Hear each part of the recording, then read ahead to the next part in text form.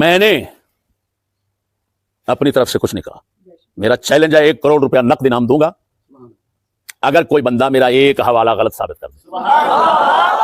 جب امام نے فرما دیا کہ مجھے یزید کی طرف لے چلو میں اس کی بیعت کرتا ہوں.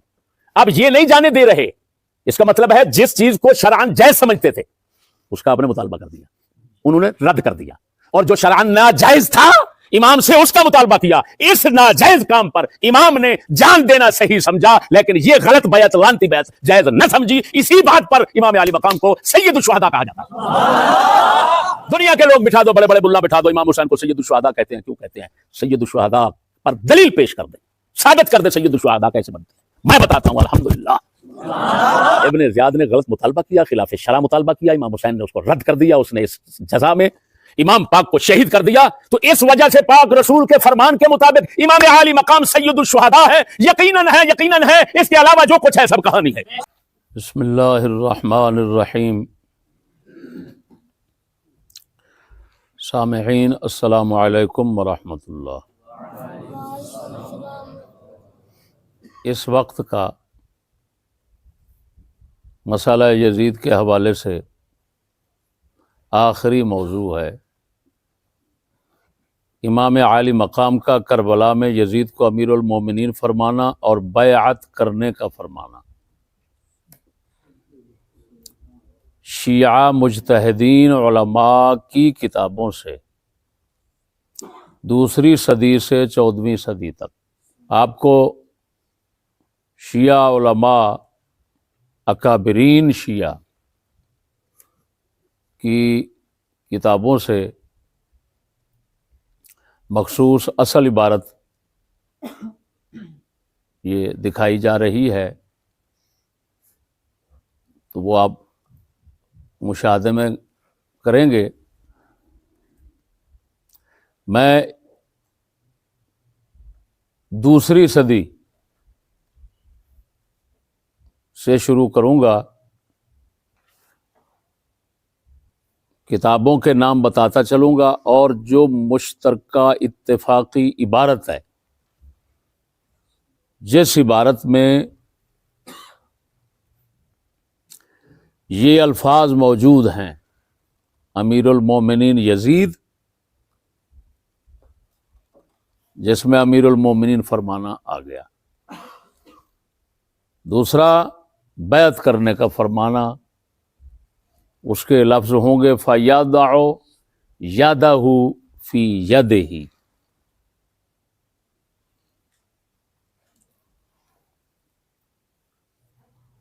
تو جو اتفاقی مشترکہ عبارت ہوگی نا سب کی، وہ آخر میں اس کی وضاحت کر دوں گا. پہلے میں ترتیب کے ساتھ حوالے آپ کو پیش کرتا ہوں. سب سے پہلا حوالہ ہے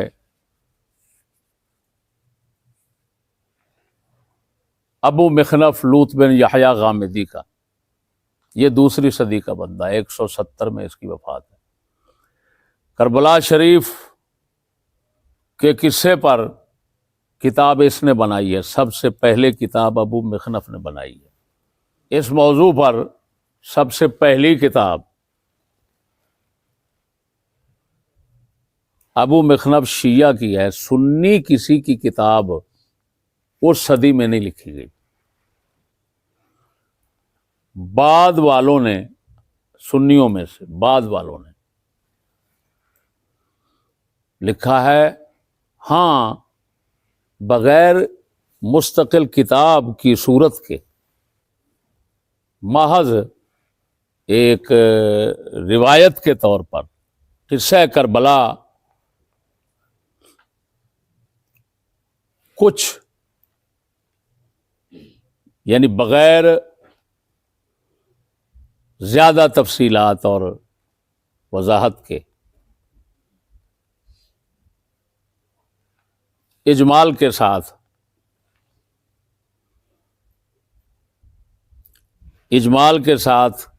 قدر تفصیل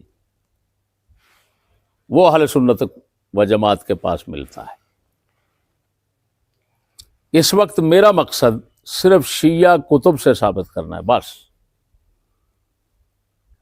کیونکہ سب سے زیادہ اس مسئلے کو انہی لوگوں نے اٹھایا ہے.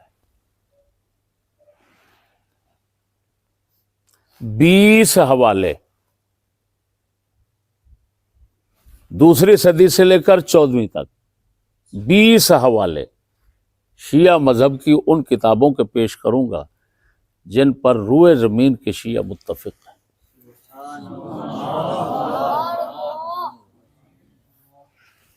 سب سے پہلا حوالہ لوط بن یحییٰ ابو مخنف کی کتاب مقتل. اس کے 2 نسخے میرے پاس ہیں. ایک مشہور نسخہ ہے بغیر تحقیق کے ایران کا، دوسرا ایک نیا نسخہ تحقیق کے ساتھ چھپا ہے حسن غفاری کی تحقیق کے ساتھ، وہ بھی ایران سے. یہ دونوں نسخے نیٹ پر پڑے ہیں، آپ دیکھ سکتے. اس کے بعد الارشاد، یہ دوسرا نمبر ہے، شیخ مفید کی. یہ آپ دیکھ رہے ہیں شیخ مفید بغداد کا، ان کا بہت بڑا محدث تھا، امام تھا، مجتہد تھا. الارشاد اس شخص کی وفات ہے 413 ہجری میں. آگے آ گیا تجارب الامم، تیسرا نمبر، ابن مسکویہ، اس کی وفات ہے 421 میں. آگے چوتھا نمبر ہے روضۃ الواعظین و بصیرۃ المتعظین، محمد بن فتال نیشاپوری، اس کی وفات ہے 508 میں. اعلام الورا، ابو علی الفاضل الحسن طبرسی، مجمع البیان جس کی تفسیر دنیا میں مشہور ہے، یہ 6 صدی کا بندہ ہے. مثیر الاحزان، 6 نمبر، مثیر الاحزان، جعفر بن محمد ابن نما حلی، ابن مطہر حلی کا شیخ، اس کی وفات ہے 680 میں. معالی السبطین، محمد مہدی یا محمد صالح بن احمد سروری مازندرانی اصفہانی، تقی مجلسی، جو کہ باقر مجلسی کا والد تھا، یہ اس کا شاگرد ہے. اس کی وفات ہے 1086 میں. 9واں نمبر ہے العوالم، یوسف بحرانی، صاحب حدائق کی کتاب ہے، اس کی وفات ہے 1186 میں. 10واں نمبر ہے الدمعۃ الساکبہ، محمد باقر بن محمد اکمل الوحید البہبہانی، اس کی وفات ہے 1206 میں. اسرار الشہادہ، آغا بن عابد شیروانی، مشہور ہے دربندی، وفات ہے 1285 میں.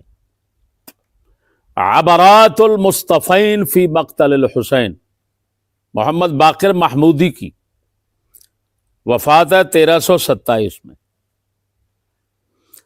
نفس المحموم فی مصیبت سیدنا الحسین المظلوم، عباس بن محمد رضا قمی کی، وفات ہے 1359 میں. الامام الحسین و صحابہ، فضل علی القزوینی کی کتاب ہے، وفات ہے 1367 میں. 15 نمبر اعیان الشیعہ، 10 جلدوں کی کتاب ہے، سید محسن امین کی، سید محسن امین عاملی، 1371 میں. یہ سید ہے. مقتل الحسین عبد الرزاق المقرم کی، خواف 2 نقطے کے ساتھ، یہ عراق کا تھا، یہ میرے ہاتھ میں ہے. وفات ہے 1391 میں. لواعج الاشجان فی مقتل الحسین، اسی سید محسن امین عاملی کی. تاریخ و امام حسین، یہ 24 جلدوں کی کتاب ہے. اس سے یہ حوالے میں نے نکالے ہیں، اور پھر نیٹ سے دیکھا ہے، کتابیں آپ کے سامنے آ رہی ہیں، آپ دیکھ رہے ہیں، ہر حوالے کی تصویر اس میں موجود ہے. تو یہ تاریخ امام حسین جلد دوم صفحہ 809، یہ ایران سے چھپ کر آئی ہے. اس کے اندر سنی شیعہ سب کتابوں کے، سنی اور شیعہ دونوں کے حوالے موجود ہیں، نام موجود ہیں، صفحے جلد وغیرہ سب بتایا گیا ہے. اس میں ایران سے آئی ہے. ان پر جو مزید اضافے کیے ہیں، ناسخ التواریخ جلد 6 جز 2 مرزا محمد تقی سپاہر کی،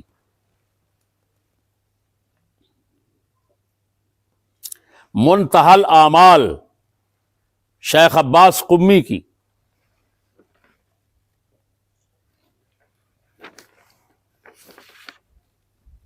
تو حضرات یہ ترتیب کے ساتھ بندہ ناچیز نے آپ کو نام گنوا دیے. ملا باقر مجلسی کی کتاب یہ میرے ہاتھ میں ہے. یہ وہ شخص ہے باقر مجلسی، خمینی جیسے نے کہا، خمینی جیسے نے، کہ جو ہمارے مذہب کی ترجمانی باقر مجلسی نے کی ہے، ہم اس کے پابند ہیں. یہ وہ شخص 110 جلدوں میں اس کی کتاب آئی، اور یہ نیا چھاپا ہے. تو اس کا آپ یہ ملاحظہ فرما رہے ہیں جلد اور صفحہ. اب جو سب میں ایک اور حوالہ ہے، یہ بہت بڑا، یہ عقیدہ کا ان کا امام ہے. اس کو بولتے ہیں شیخ الطائفہ ابو جعفر طوسی، تلخیص الشافی. تلخیص الشافی یہ جز 2 ہے، صفحہ نمبر 186 ہے. ویسے تو اس سے پہلے شروع ہو رہا ہے مسئلہ، لیکن اصل جو مسئلہ ہے وہ یہاں پر ہے 186 صفحہ پر.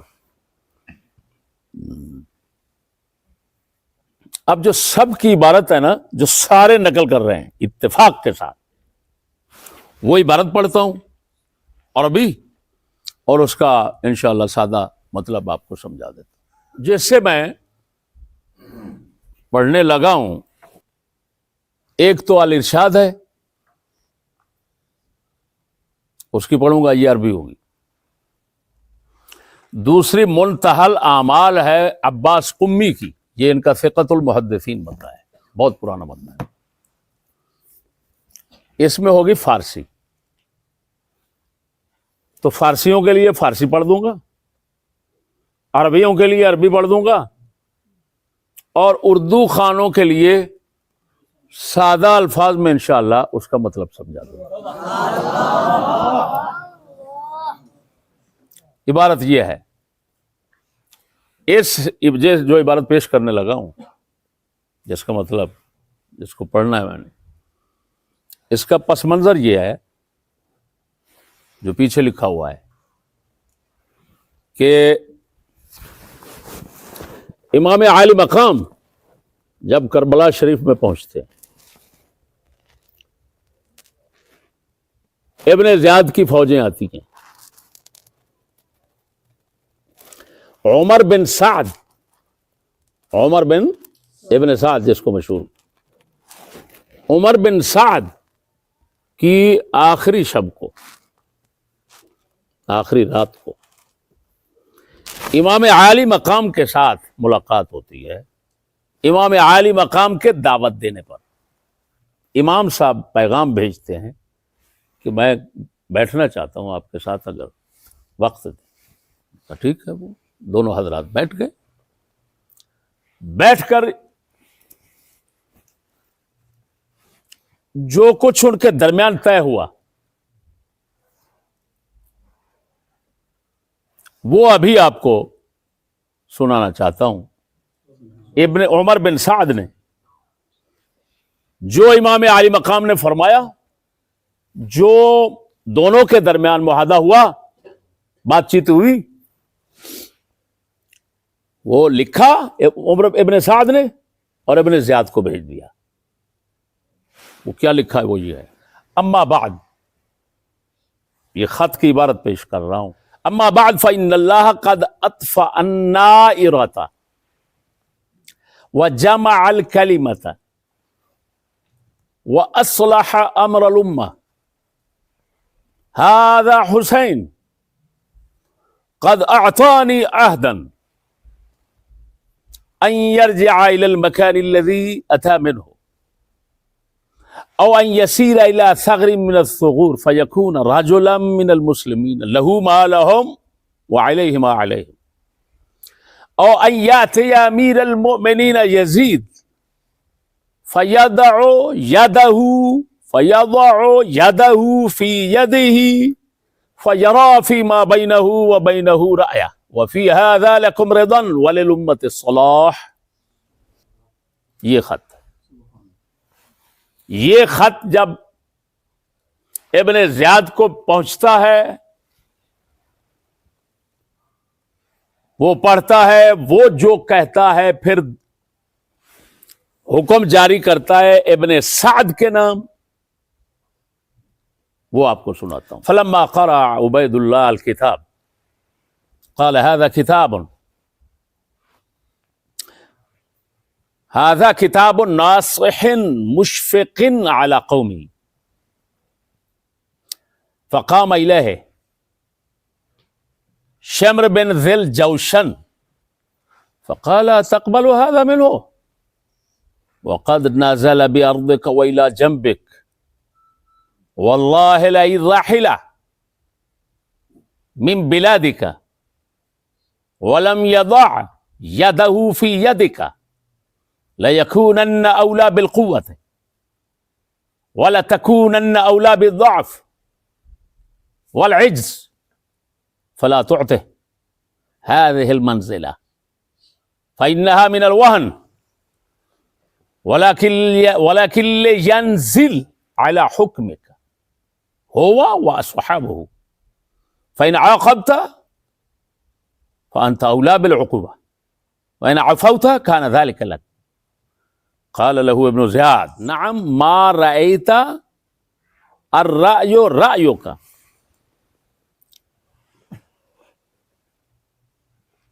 اخرج بهذا الكتاب إلى عمر بن سعد فليعرض على الحسين وأصحابه النزول على حكمي فإن فعلوا فليبعث بهم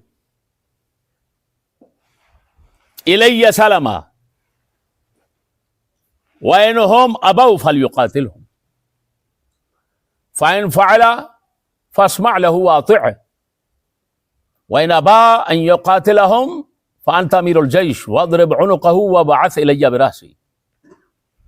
وكتب إلى عمر بن سعد أني لم أبعثك إلى الحسين لتكف عنه ولا لتطاوله ولا لتمنيه السلامة والبقاء ولا لتعتذر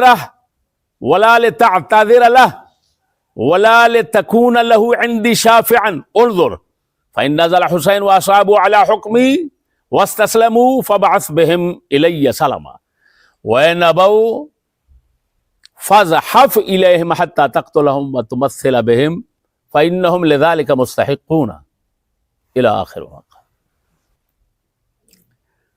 اب میں پہلے فارسی ترجمہ اس کا پڑھوں گا عباس قمی کی منتہی الاعمال سے. پس منظر سمیت سناتا ہوں. پس چون حضرت آمدن لشکر را برائے مقاتلہ او دید بسو ابن سعد پیام فرستاد کہ من باتو مطلب دارم و می خواہم ترا ببینم. پس شبانگاہ یک دیگر را ملاقات نمودا و گفتگو بسیار با هم نمودند.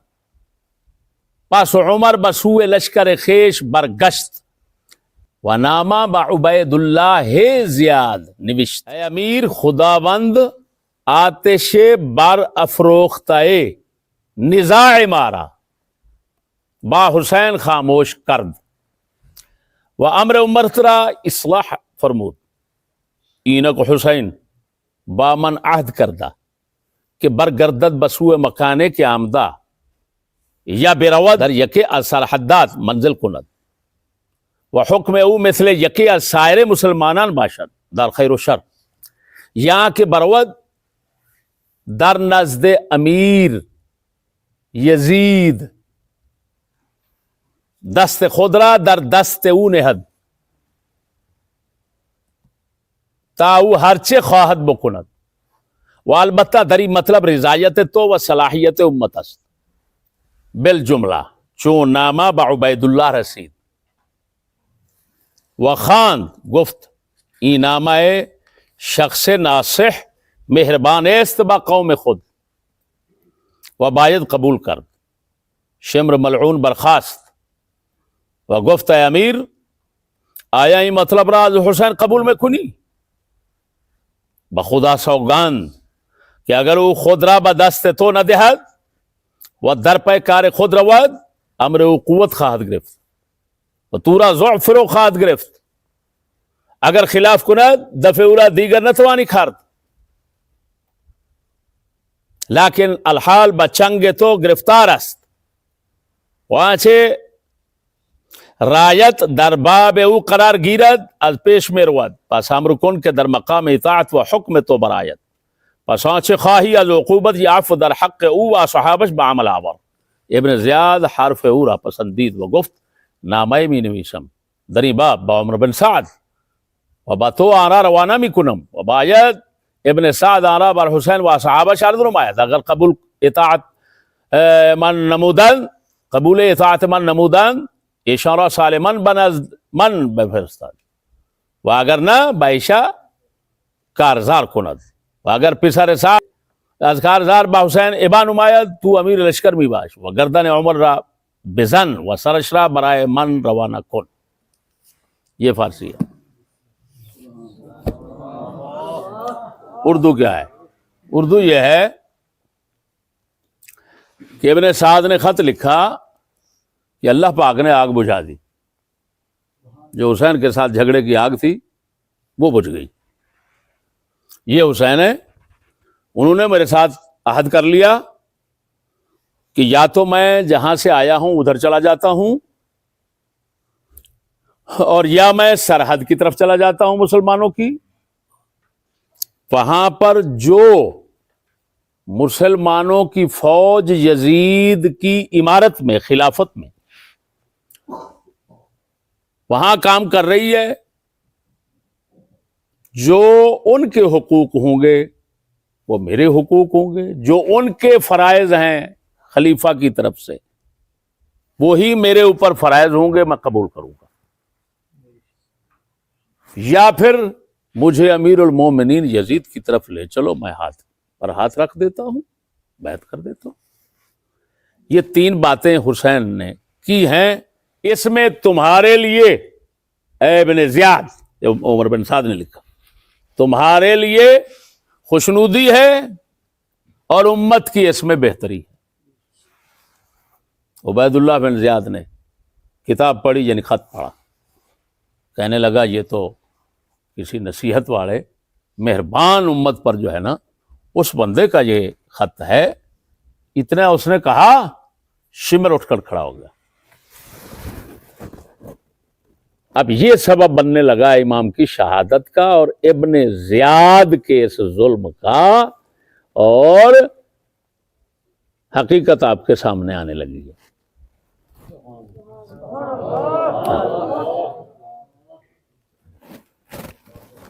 اب جناب جی شمر اٹھتا ہے اور کہتا ہے: ہاں اتقول هذا میں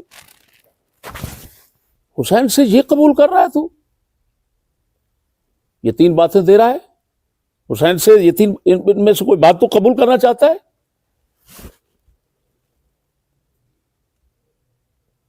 جبکہ وہ تو تیرے پہلو میں آ کر بیٹھ گیا، حسین تو تیرے پہلو میں آ کر بیٹھ گیا. اللہ کی قسم، یہ شمر کہہ رہا ہے، اللہ کی قسم اگر تیرے علاقے سے چلا گیا، تیری بیعت نہ کی اس نے، اس کی طاقت بن جائے گی. جب طاقت بنے گی تو کمزور ہو جائے گا، اس کی طاقت بن جائے گی، وہ تیری حکومت کا، عراق کی حکومت کا خاتمہ کر دے گا. لہذا تیری بہتری اسی میں ہے، اس کو کہو میری بیعت کر.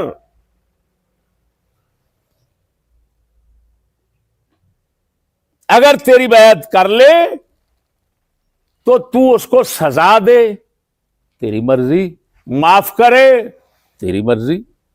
دونوں اختیار تیرے ہاتھ میں ہوں گے، لیکن وہ پھر دوبارہ تیرے مقابلے میں اٹھنے کے قابل نہیں رہے گا. تیری حکومت تو بچ جائے گی. فوراً ابن زیاد کا دماغ بگڑ گیا شمر کی اس شرارت سے، شمر کے اس فتنے سے، شمر کی اس بکواس سے. جب اس کا دماغ بگڑا، اس نے کہا ہاں ٹھیک کہا ہے تم نے. ابن سعد سے کہا یہ میں خط لکھ رہا ہوں، حسین کو میری بیعت کی دعوت دے، کرے تو ٹھیک، ورنہ اس کا سر قلم کر دے اور اس کے ساتھیوں کو مار دے. ایسے ہی خط پہنچا. امام عالی مقام نے فرمایا میں اس کی بیعت نہیں کر سکتا، یہ میرے لیے ذلت ہے، اس کی اجازت قطعاً نہیں بنتی. اب بات سمجھنا، ان کے عقیدے کا امام، شیخ الطائفہ جس کو بولتے ہیں، یعنی روئے زمین کے شیعوں کا اتفاقی امام، شیخ الطائفہ یعنی طائفہ شیعہ، جماعت شیعہ کا متفق علیہ شیخ ابو جعفر طوسی، یہ 5ویں صدی کا بندہ ہے. 4تھی بھی پائی ہے، 5ویں بھی پائی ہے. یہ لکھ رہا ہے، اس کی عبارت بھی سنا دیتا ہوں کیونکہ تھوڑی سی اس کی عبارت مختلف ہے دوسروں سے.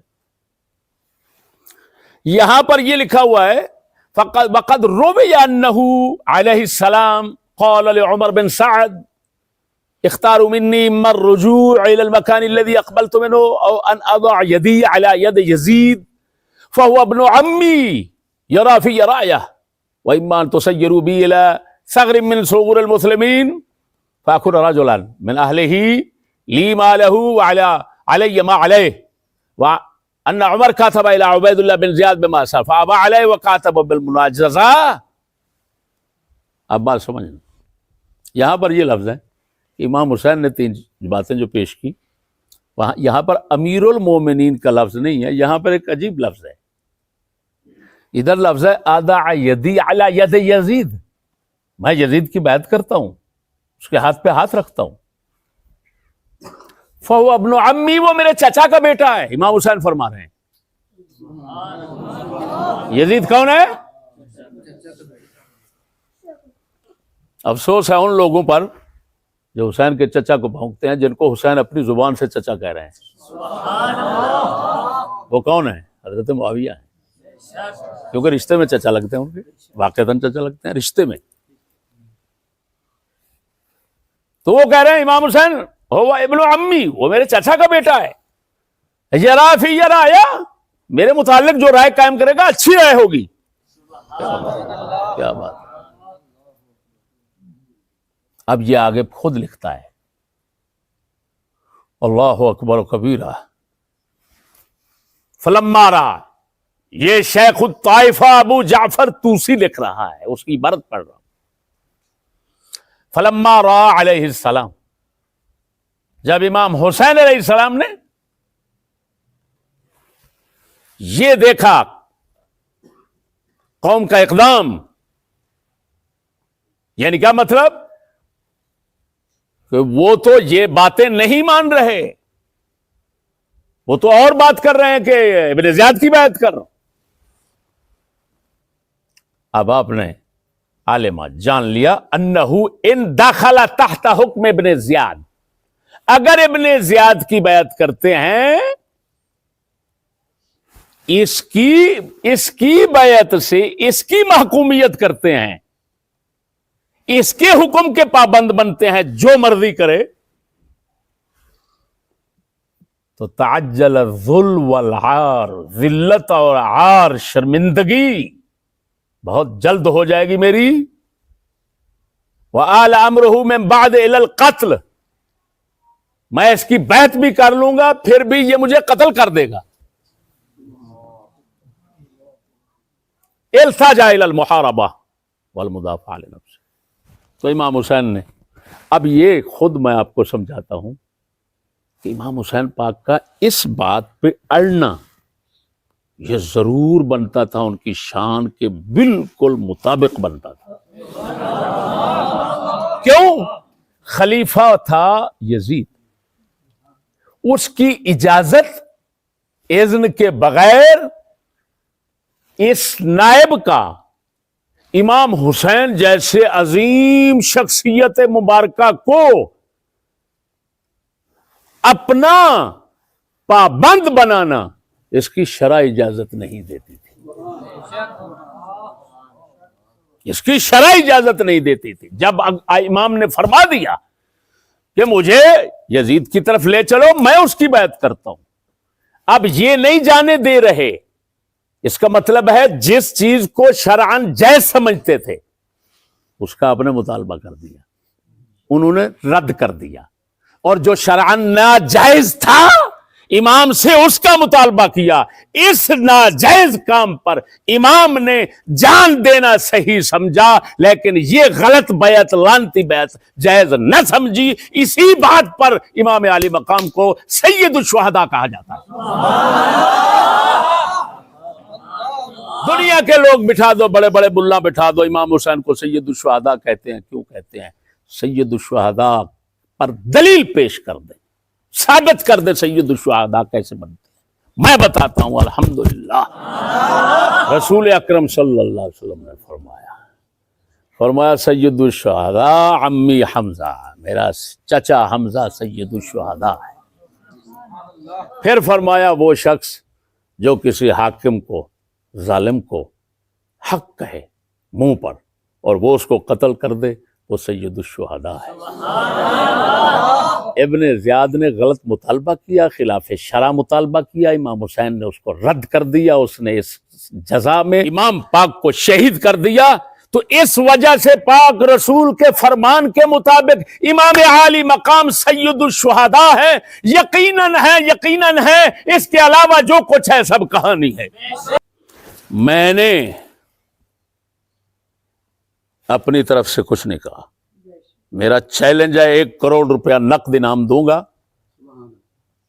اگر کوئی بندہ میرا ایک حوالہ غلط ثابت کر دے۔ اہل سنت و جماعت کی صحیح تاریخ طبری جو اس وقت دار ابن کثیر دمشق بیروت کی چھپی ہوئی میرے ہاتھ میں ہے، یہ جلد نمبر 4 ہے، صحیح تاریخ طبری۔ اس میں بھی وہی الفاظ ہیں بعینہ، وہی الفاظ ہیں۔ ایک حوالہ سنیوں کا ہو گیا، 20 حوالے شیعوں کے ہو گئے۔ کتنے؟ 20 حوالے میرے بھائیوں۔ تو یہ ہے حقیقت کربلا کی۔ کربلا کا جو پس منظر جس کو کہا جاتا ہے نا کہ آخر اتنا بڑا سانحہ کیوں پیش آیا، اس کی حقیقت یہ ہے، چھپانے والوں نے اس حقیقت کو چھپایا 1300 سال۔ بڑے بڑے ہمارے اکابرین اس حقیقت کی چھان بین کے لیے انہوں نے اقدام نہ کیا۔ جن حضرات نے اسی حقیقت کو سمجھا انہوں نے بیان کیا، لیکن بعد والے تاخیر کے ساتھ جیسے جیسے وقت گزرتا گیا یہ حقیقت چھپتی چلی گئی. لوگوں کے سامنے کچھ ڈالا گیا، کتابوں میں کچھ ہے. اب اگر امیر المومنین کہنا امام حسین کا یزید کو یا ہاتھ پر ہاتھ رکھنے کا فرمانا اگر یہ امام حسین کی ہوتی ہے توہین اس سے، تو جن کتابوں میں یہ لکھا ہوا ہے وہ کتابیں ان کے لکھنے والے یہ سارے امام ان کے، یہ سب کے سب گستاخ امام حسین بن گئے. بھی لکھا تو انہوں نے ہے، میں نے تو سنایا ہے. میں مجرم بنتا ہوں اگر نہ ہو. اب یہ جو شیعہ سادے لوگ ہیں ان کو اپنے مولویوں سے پوچھنا چاہیے کہ یہ بتاؤ جو چشتی نے کہا ہے یہ ٹھیک ہے یا جو تم کہتے ہو وہ ٹھیک؟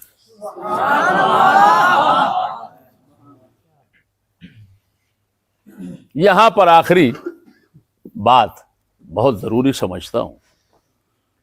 یہ منتہی الاعمال اور بڑے کئی حضرات نے ان کے، یہ در حقیقت ابو مخنف جو ہمارے تمام ائمہ محدثین کے نزدیک، علماء جرح و تعدیل کے نزدیک بالاتفاق کذاب ہے. ہمارے امام اہل سنت نے فتاوی رضویہ میں خود لکھا ہے کہ سب کا اتفاق ہے کہ ابو مخلف کذاب ہے. اس کذاب نے ایک کہانی گھڑی اس حقیقت کے مقابلے میں. اس نے یہ گھڑی، اس نے کہا عقبہ بن سمعان ایک شخص ہے، وہ امام حسین پاک کے گھر والے محترمہ زوجہ محترمہ سیدہ رباب پاک سلام اللہ علیہا کا غلام تھا. تو وہ کہتا ہے میں تو قدم قدم مدینہ سے مکہ، مکہ سے عراق، عراق آخری دم تک ساتھ رہا ہوں. میں نے یہ بات نہیں سنی جو لوگ کرتے ہیں، صرف اتنا ہی فرمایا تھا مجھے کہیں زمین وسیع میں جانے دو. اب بات سمجھنا، اس کا جواب میں شیعہ حضرات کے گھر سے دینا چاہتا ہوں. عباس قمی نے منتہی اعمال وغیرہ بعد نے ناسخ نقل کر کے اور کہا لگتا ہے ایسے کہ عمر بن سعد نے اپنی طرف سے یہ بات ڈال دی ہوگی، لیکن میں اس عقبہ بن سمعان کی ہی حقیقت کھولتا ہوں کہ یہ کیا چیز ہے. یہ دیکھو معجم رجال الحدیث، الامام الخوئی، شیعہ مذہب کا امام خوئی، ایران سے چھپی، دار و احیاء التراث العربی، بیروت لبنان سے، اور پھر یہ بندہ ادھر کا ہے ایران کا. یہ حضرت ان کے جو راوی ہیں نا شیعہ مذہب کے حدیثوں کے راوی، ان حدیثوں کے راویوں پر یہ کتاب ہے، ان کا تعارف ہے اس میں. تو اس کی جلد جو ہے نا، جلد نمبر 12، یہ 7736 پر عقبہ بن سمعان کا ذکر ہے. جو لکھا ہوا وہ آپ کو سنا دیتا ہوں. من اصحاب الحسین علیہ السلام، عقبہ بن سمعان، یہ شیخ طوسی نے لکھا، ابو جعفر طوسی. اس کی کتاب کیا ہے؟ اس کی رجال الطوسی یا رجال الشیخ اس کو بولتے ہیں.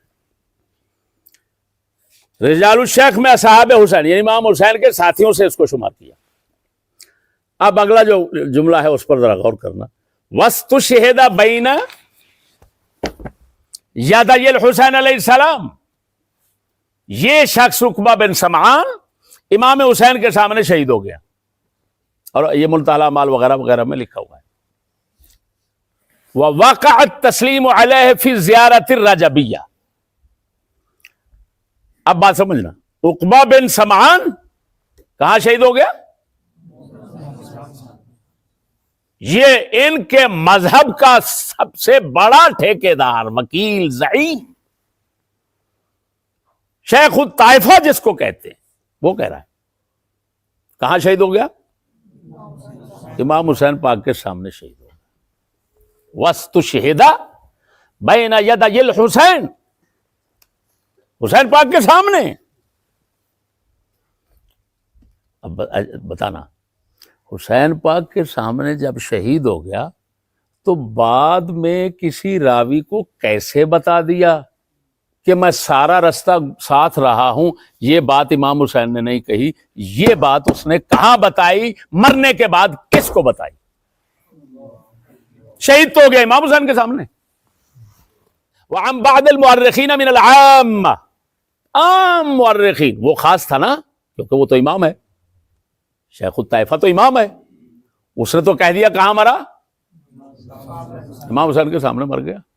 لیکن کہتا ہے بعض عام مورخین میں سے کسی نے لکھا ہے کہ انہ فر من المعرکہ ونجا، کہ یہ عاشق مارکے سے امام حسین کے جب جنگ ہو رہی تھی تو دڑکی لگائی اور بھاگ گیا، ونجا، اور نجات پا گیا. اب اس سے بھی پتہ چلتا ہے کہ کتنا بڑا عاشق تھا. امام حسین شہید ہو رہے ہیں اور یہ دڑکی لگا کے بھاگ رہا ہے. وہ ظالم اگر تو ہوتا امام حسین کا تو کہتا اوئے پہلے امام نہیں، پہلے میں، جب تک ہماری جان ہے امام پر کوئی تکلیف نہیں آنے دیں گے. خیر، اس سے آپ کو معلوم ہو گیا کہ یہ ایک فرضی شخص بنایا گیا جس کے متعلق کبھی تو یہ جھوٹ اچل گیا کہ یہ کون ہے؟ شہید ہو گیا کہاں؟ امام حسین کے سامنے. اور کبھی آ گیا نہیں جی امام حسین کے سامنے سے دڑکی لگا کر بھاگ گیا. سمجھ نہیں آ رہی؟ تو معلوم ہوا یہ اسی وجہ سے کسی ان کے بڑے محقق نے اس عقبہ بن سمعان کی کہانی کا اشارہ تک نہیں کیا، ذکر تک نہیں کیا. وہ سمجھتے تھے یہ جھوٹ ہے اور جو میں آپ کو سنا چکا ہوں یہ سچ ہے.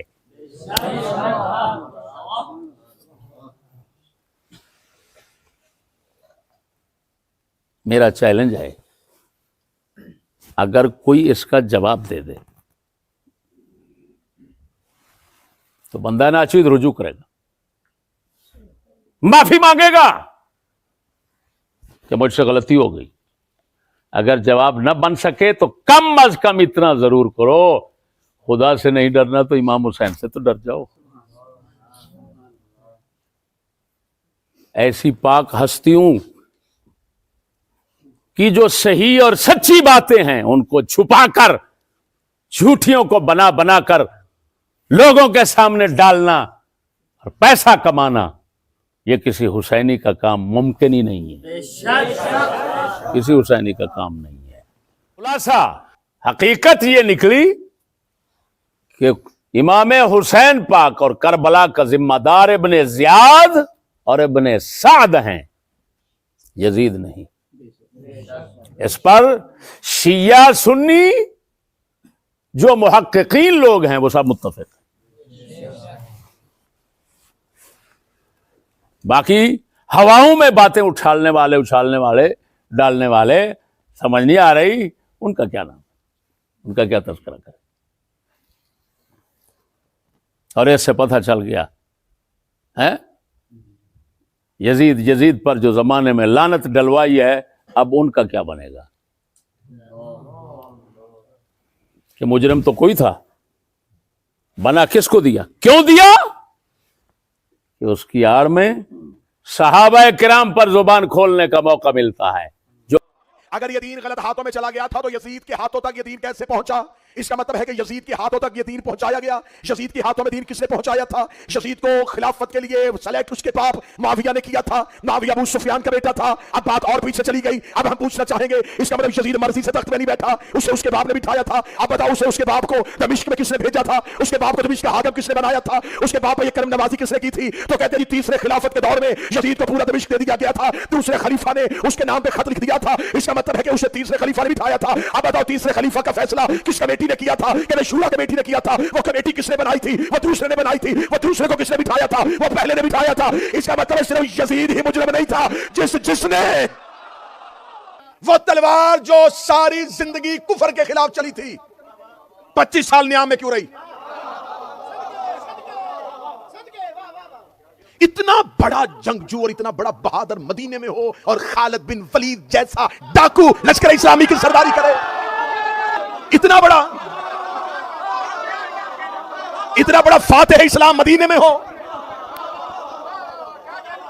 اور گنڈے لٹیرے ڈاکو چور اچیرے تلواریں نکال کے اسلام کے علمبردار بن جائیں۔ پڑھوں کردار کے کون کس کردار کا مالک تھا؟ ابو سفیان جیسے کافر کا بیٹا شام کا حاکم بن جائے۔ جو اصل مدعا ہے، اب ابن زیاد کی طرف جاتے ہیں تو صحابہ پر زبان نہیں کھلتی، یہ اصل مسئلہ ہے۔ اللہ جل شانہ ہمیں صدق پر رہنے کی توفیق عطا۔